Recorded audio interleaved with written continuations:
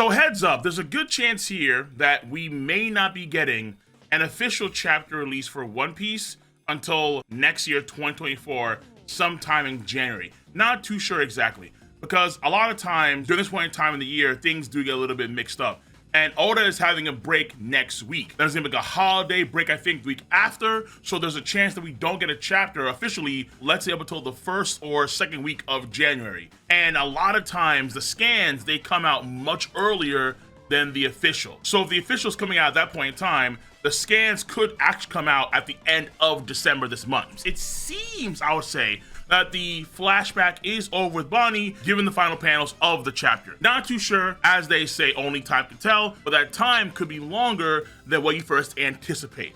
Now, let's talk about this chapter in earnest. Let's go piece by piece, step by step. Everyone is just going crazy. Marvel, DCU sort of stuff. I'm like, dude, whoa, let's slow our roll. So, I need to be the party pooper this holiday season.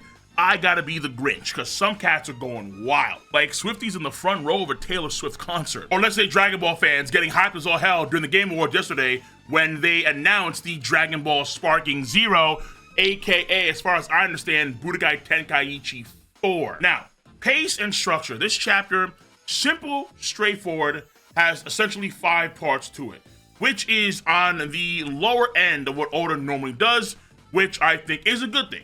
Because for the most part, a chapter that has less parts to it, typically in One Piece, is a better chapter. A lot of times Oda has like 7 or 8 parts, sections of a chapter, but this chapter in my book only has 5, which I think is actually pretty good. So I would say overall, the pace of this chapter is pretty good.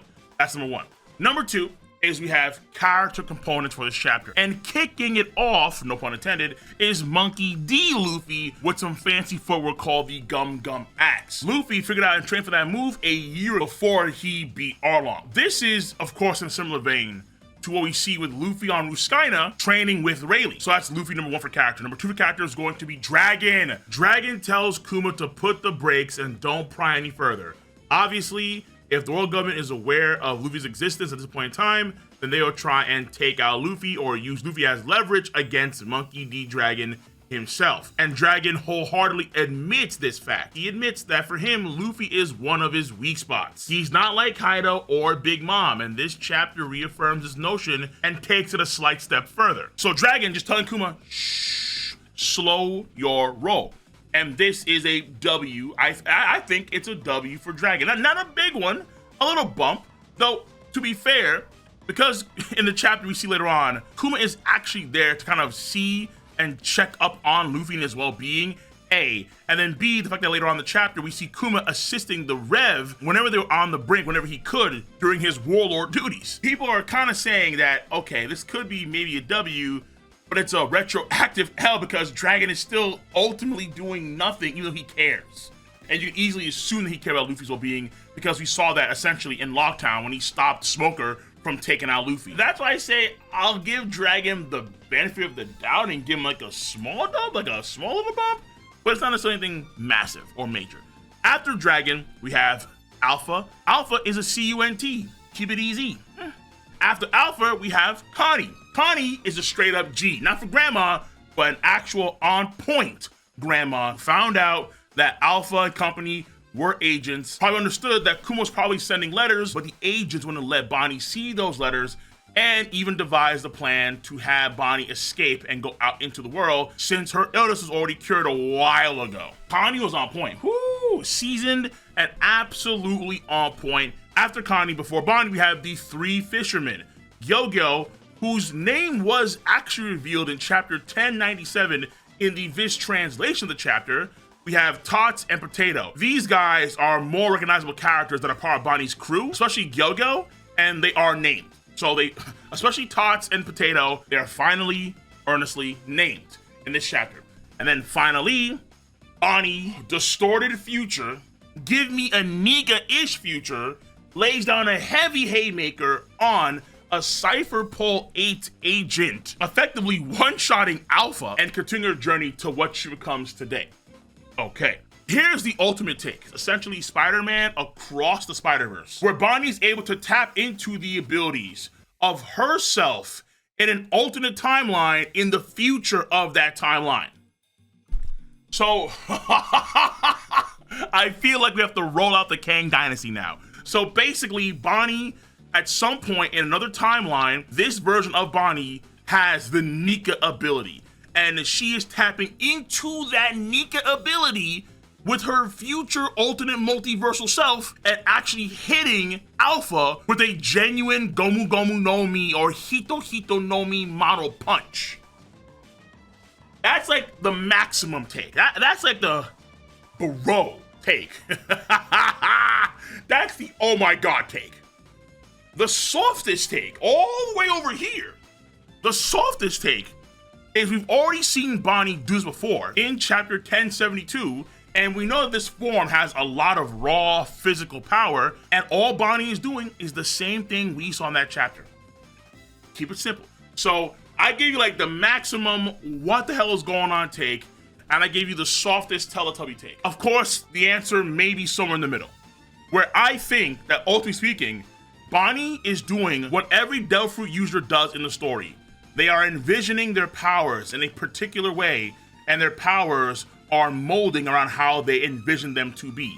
Bonney, when she hears Kuma say that Nika had a rubbery body, she's trying to picture that in her mind. What does that look like? How can that manifest with me? And that's why I want this Nika-ish future. And of course, I'll wait and see what the Viz translation says about this on Sunday. But because the Nika has a rubbery body and could fight in any way, she thought of making her powers adapt to what a rubber body could do, and then as a result, her fist expands because in an alternate future of the current timeline of Bonney, it is a possibility she could be hulked up and yacked out. If you ever get an SBS Oda drawing of Bonney in an alternate timeline where things went wrong, which he's done for the Straw Hats, Bonney could be in that hulked out, yoked out form. And even though when I think about it, that form that she does seem to be similar to Luffy's muscle form when he fought against Kaido. Does it go as far as she's actually taking in the attributes of rubber from her future multiversal self? If NL were to zap Jewelry Bonney when she punched Alpha, could she completely negate the effects of lightning? I don't think so, man. At least I need to see a lot more evidence for that to verify that she is genuinely taking the abilities of her future multiversal alternate dimension self. Oh yeah, I gotta see a lot more. I gotta see a lot. Because otherwise, what's the limit? If she were to envision herself being like, let's say, Kuma, her father, why not imagine a multiversal self of you that has the paw ability and just start smacking dudes? Whoa. Like, at some point,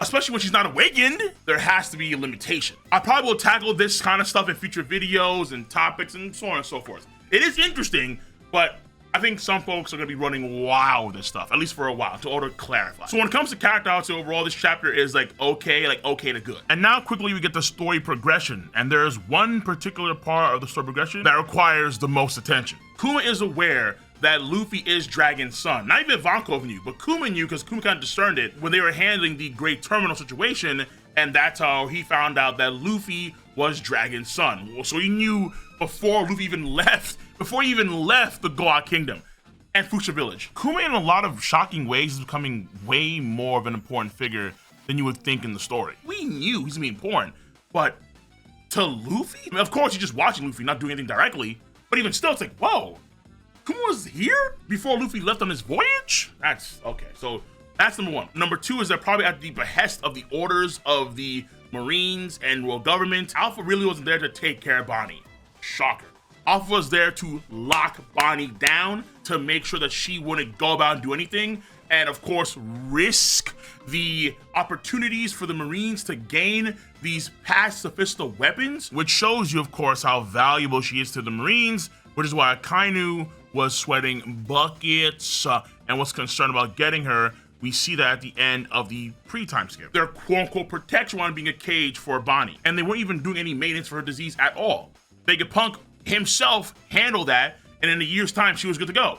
But again, she gets locked down because Alpha has a job to do. We find out that Bonnie's also training like Luffy in similar ways to hone her skills, distort the future against Gyo-Gyo, and she's trying to spar with him. And then we also find out that when the Rev were on the ropes, Kuma would come in certain battles and he would save the Rev's booty. Kuma's doing the most, man. He honestly, like, what more could Kuma possibly, what more could he possibly do at this point in time? It's impressive what he has done throughout his entire life so far as an individual. It's very impressive. And now Bonney has to deal with Alifa. And Alifa, of course, like I said last chapter, she luckily had the 6 powers. Last chapter kind of hinted that she had Finger Pistol, and this chapter we see that she has also Moonwalk. She has Geppa. But then Bonney remembers what Kuma says about Nika.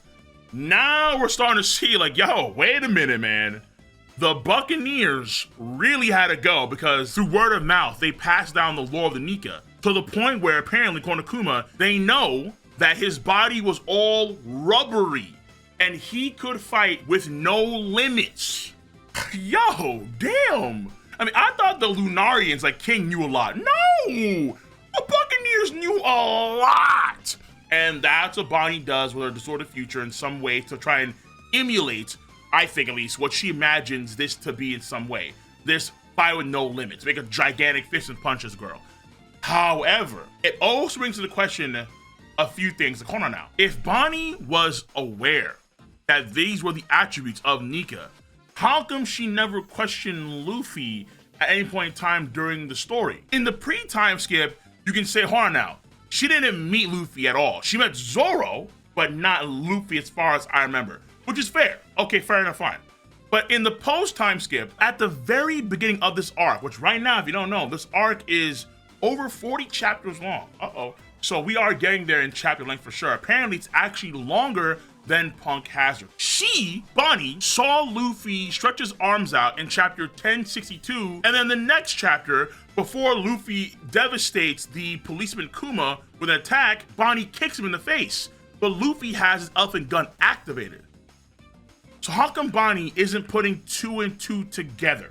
What's going on there? Some folks are saying it's a full-blown retcon. Right now, I say it could be teetering on a retcon, because the saving grace here with all this, when it comes to Luffy and the Nika and why people didn't know, even though they should have known, like the Gorosei, maybe in Bonney and Kuma, the reason why ultimately is because of the name change.